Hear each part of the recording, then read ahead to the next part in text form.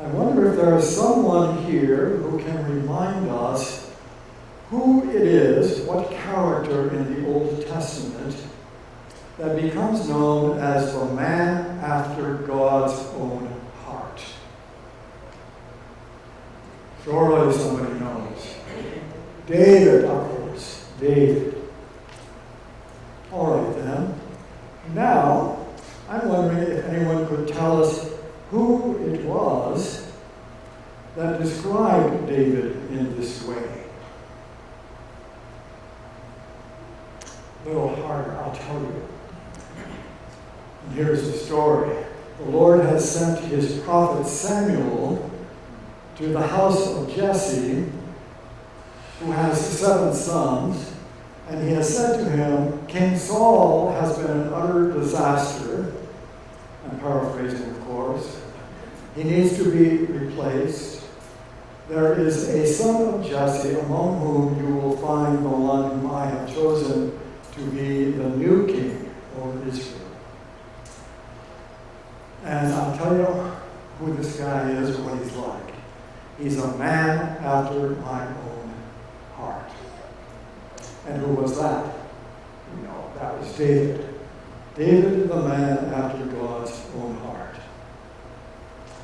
Well, in recent weeks, our Old Testament readings have taken us through the highlights of David's life story. We haven't got the whole story. We've got a lot of the highlights.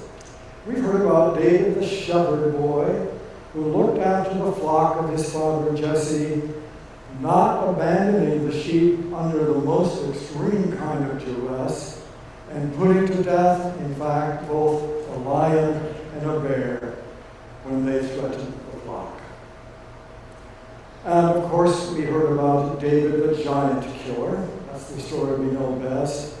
Delivering the people of Israel from the gigantic Goliath, the giant Goliath, with a single stone from his sling. And as we read on through the story, we hear about David, the loyal servant of the tyrannical and jealous King Saul, who relentlessly pursues him to every corner of the kingdom, totally obsessed with putting him to death as an upstart who is a threat to his own supremacy. Now, more than one occasion, as we read on, we find that David, as he's being chased from corner to corner in the kingdom, has an opportunity to fall into his lap. And the opportunity is to kill Saul. He declines the opportunity. That's not my right, he says, in effect. That's God's business, not mine. So in these stories and others like it, David does perhaps seem to us to be a man whose whole heart is in lockstep with the heart of God.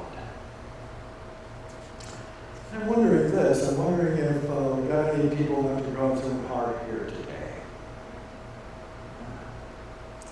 What would happen, do you think, if there was only one in the whole history of the world?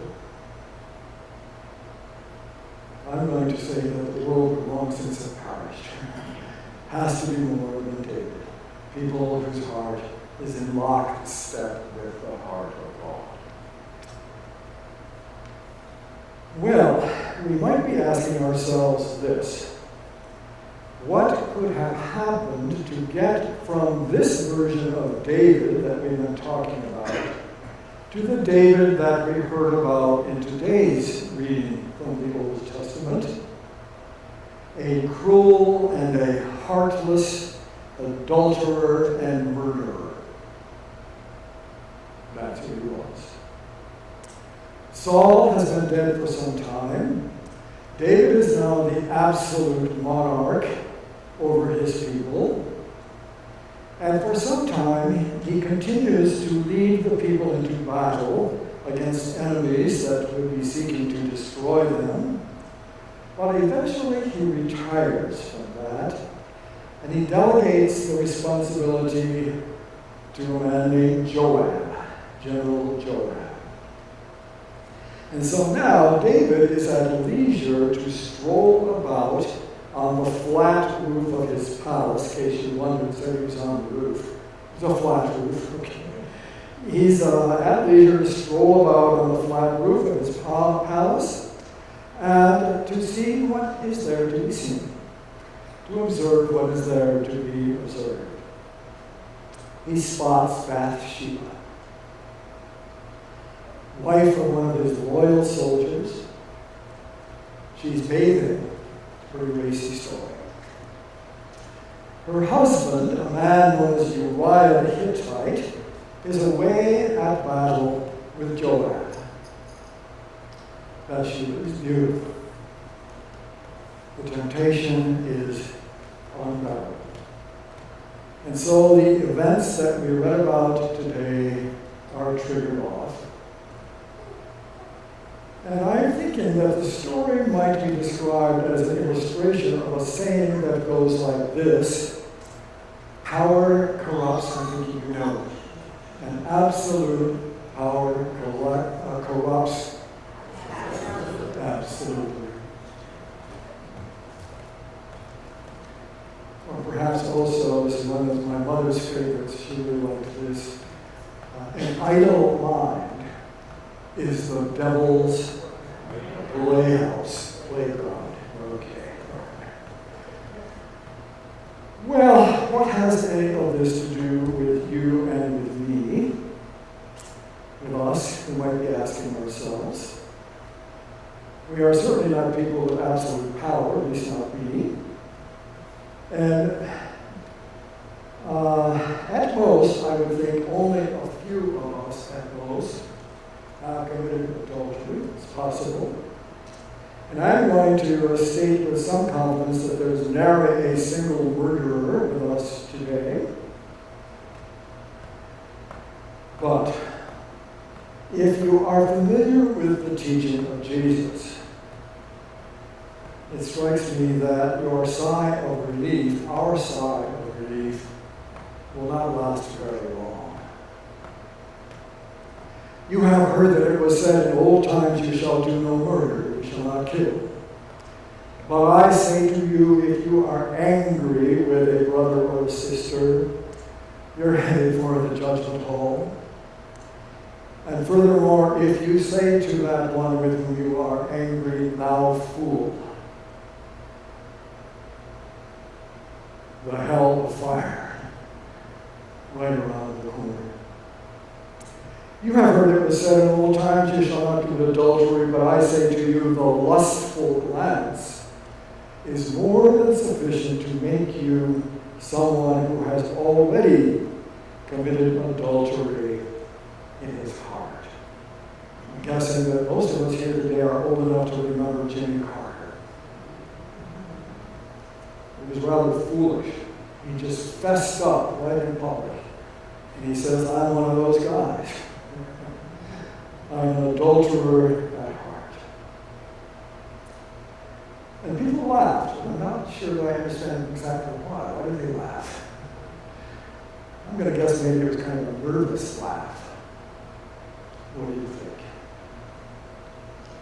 So then, if hateful thoughts and murderous thoughts, and if lustful thoughts are sufficient to put a man or a woman in company with murderers and adulterers, we might be wondering if there is anyone on earth worthy to be thought of as a person after God's own heart.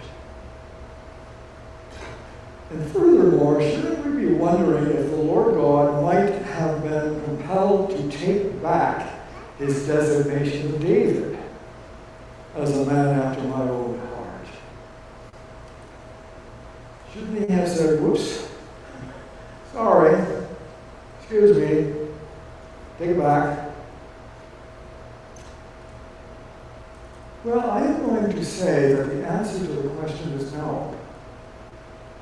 No, he would not be taking it back. that notwithstanding the miserable failure that we read about in today's story, David remains as a man after God's own heart.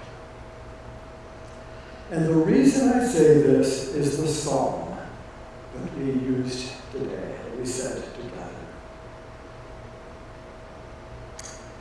A strong tradition, I have this at the top of the psalm in my own Bible, a strong tradition designates this psalm as a psalm of David written down after he was confronted by the prophet Nathan as, in fact, both a murderer and an adulterer.